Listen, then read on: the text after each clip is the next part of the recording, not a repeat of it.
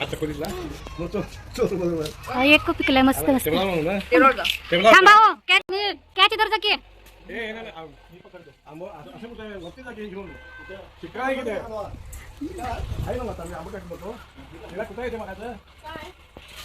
Catch catch पडला तरी त्या ह्याचं काठीच हे कापा आता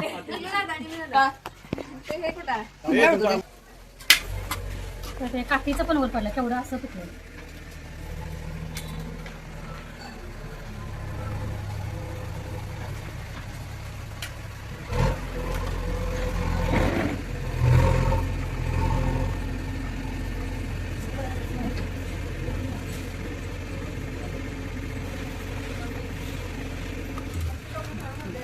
हे घ्या या कोणाला पाहिजे त्याला इथं. नमस्कार मंडळी, कसे आहात? तर आजचा पूर्ण व्लॉग हा गावाकडचा असेल, म्हणजे गावाकडे गेलेलो त्यामुळे तिकडलंच थोडंफार मी दाखवलेलं आहे. तर आजचा व्लॉग पूर्णपणे बघा. पहिल्यांदा आमच्याकडे काय काय रानमेवा भेटतो हे सांगते. पपई तर असतेच असते, त्यानंतर इथं करवंद आहेत, केळी तर तुम्हाला अधूनमधून कधीतरी दिसत असेलच. अजून काय काय असतं हे पण मी तुम्हाला दाखवणार आहे. तर तिथे ते थोडेसे आंबे ते कच्चे ते पिकत घालायचे होते. तर काय झालं, आज सगळेजण गावाकडे गेलो आणि ह्या सीझनचं की करवंद एकदाही आम्ही खाल्ली नव्हती, म्हणून ठरवलं होतं पोरांना घेऊन करवंद काढायला जायची. मगाशी करत होती काय आपण काय काढलं ग ते विरा ए पण ऊनच इतकं प्रचंड होतं, त्यामुळे गेल्यानंतर कधी संध्याकाळचं जेवण थोडंफार आवरून घेतलं. त्यानंतर संध्याकाळी 4-4:30च्या दरम्यान बाहेर पडलो असेल, तरी पण इतकं ऊन लागत होतं बघा. चला तर तुम्हाला थोडंसं करवंदाची जाळी आणि जंगल दाखवते. तर जिथं आम्ही ज्या ठिकाणाला आलेलो कधी तिथं तळमाऊलीचं ठिकाण म्हणतात, म्हणजे तळमाऊलीचं मंदिर आहे. अजून वर कधी घबी म्हणून आहे, तिथं तर भरपूर जाळे आहेत, पण इथलं आम्हाला जवळच्या जवळ माहिती आहे, त्यामुळे आम्ही इकडे आलेलो.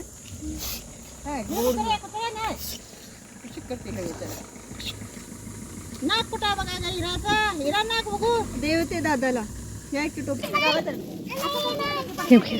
कसलं फळ हो, केवढं झाड भरले कसलं कुंभ खायचं मग काय करायचं ते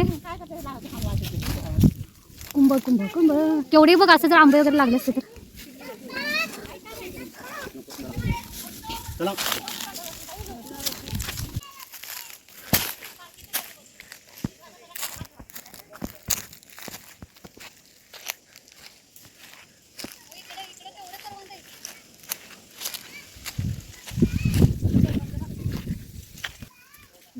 केवढी करवंद केसाला लागायला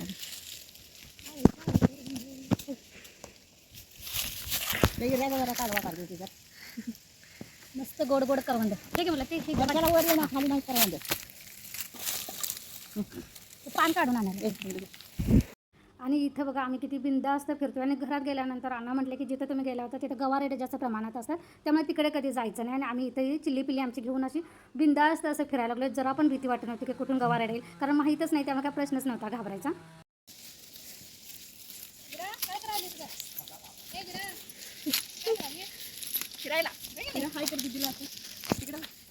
वीरा वीरा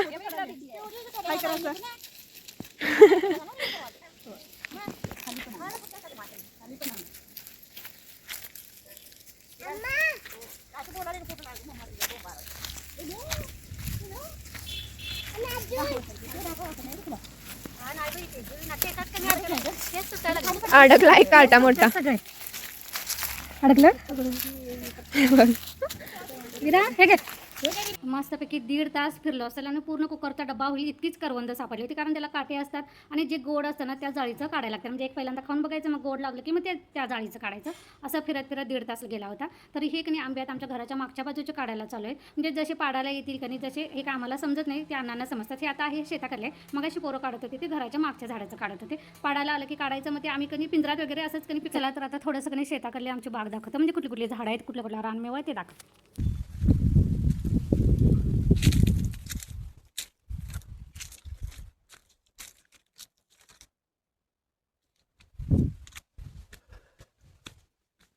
फणस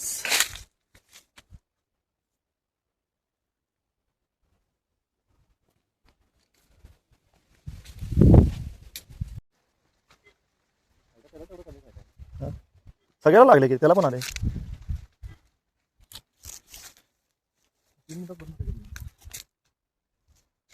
ह्याला ना खत जास्त घालायला वर्षाला पाहिजे ते. फणस बघितलं असं एकाच झाडाला कधी किती फणस लागलेले आहेत. त्यानंतर ते ड्रॅगन फ्रूट वगैरे ह्यांनी आणि भैया शेताळ गेले होते त्यावेळी त्यांनी थोडंसं शूट केलेलं आहे. आम्ही घरात होतो कारण जेवण अर्धं राहिलं होतं. करवंद काढून आल्यानंतर आम्ही उरलेलं जेवण वगैरे बनवायला चालू केलं होतं. ह्याला चारोळे म्हणतात बघा. मुलकाच्या ह्या दुकानात महाग असतात पण ह्याच्या बिया आपण जर काढा गेलं ना येत नाहीत. म्हणजे मी एकदा बघितलं होतं ते काढून भाजून फोडलं कधी तरी पण येत नाही. त्याला काहीतरी मशिनरी वगैरे लागत असणार आहे. हे तर दुसऱ्या दिवशीची सकाळ आम्ही गावाकडनं थोडीशी लाकडं आणली होती आणि भुईमुगाच्या शेंगा ओल्या काढायला चालू होत्या.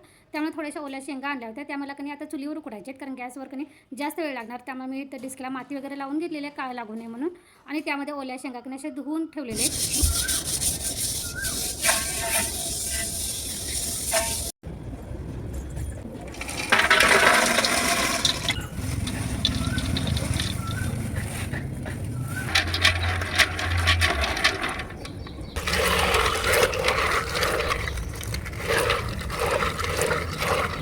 उकडून ह्यात मीठ घालायचं. त्यानंतर कधी वाळवायच्या थोड्या जितक्या खायच्या त्यानंतर वाळवून ठेवून बघा इतक्या छान लागतात की ह्या. नीलच्या बाबांना अशा उकडून वाळवलेल्या अशा शेंगा आवडतात त्यामुळे कधी मी तशा थोड्याशा करणार होते.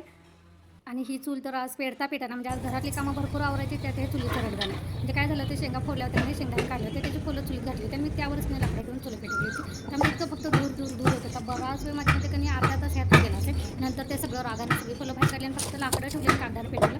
त्यानंतर इतकं भरभर पेटायला लागलं की सारखीच लाकडं बाहेर जळत्या लागली.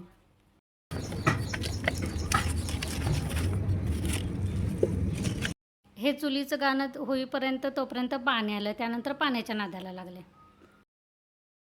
इथं मस्तपैकी चूल पेटलेली आणि इथं मी की नाही माझा बोलतानाच व्हिडिओ शूट केला होता पण त्यानंतर तो आवाज कुठं गेला काय माहीत. ऊन तरी इतकं लागत होतं. घामाच्या अशा धारा वाहत होत्या आणि सकाळी फक्त 10 वाजले होते तरी पण इतकी गरमी चालू होती बघा. आणि मी हेच तुम्हाला दाखवत होते की ह्या फोलामुळे चूल पेटत नव्हती. चला तर आता कधी घरात काय काय पसारा पडला आहे तुम्हाला दाखवते. जे आणलेले कधी ते आता दाखवायसाठी म्हणजे रात्रीच मी करवंद वगैरे फ्रीजमध्ये ठेवली होती पण तुम्हाला आता दाखवायसाठी परत थोडंसं फ्रीजमधून बाहेर काढली होती. व एकदा लाकडं पेटायला लागली की नाही अशी बाहेर सारखी यायची आणि सारखं मग येऊन की नाही परत आत घालायला लागत होतं. व इथं थोडासा असा पसारा पडलेला आहे. ते आता चारोळ्या वगैरे की जास्त दिवस टिकत नाही. म्हणजे खाल्लं तर आजच करवंद वगैरे खायला लागतात नाहीतर मग ते खराब झालं की ते फेकून द्यायला लागते. त्यामुळे की फ्रीजमध्ये ठेवलेलं आहे. दुपारी किंवा शाळेतून पोरं आली की खातील यासाठी. अजून माझी आमटी भात वगैरे करायची बाकी आहे. चला इथं तुम्ही चवळीची आमटी फोडणीला देते. चपाती भाजी झालेली आहे कारण पोरांना डबा दिलेला त्यामुळे भात आमटी फक्त करायची बाकी होती ती ठेवली होती. आता मी चवळीची डाळ काढून ठेवलेले हे फोडणीला टाकते. भात कुकर लावते. पहिल्यांदा कधी शिळं दूध थोडंसं गरम करत ठेवलं आहे त्याचं विरजण लावते. पण ॲक्च्युली आता माझ्याकडे विरजण नाही आहे बहुतेक. माझ्याकडे ताक आहे तर ताकाचं विरजण लावलं तर ते घट्ट होईल की नाही काय माहिती.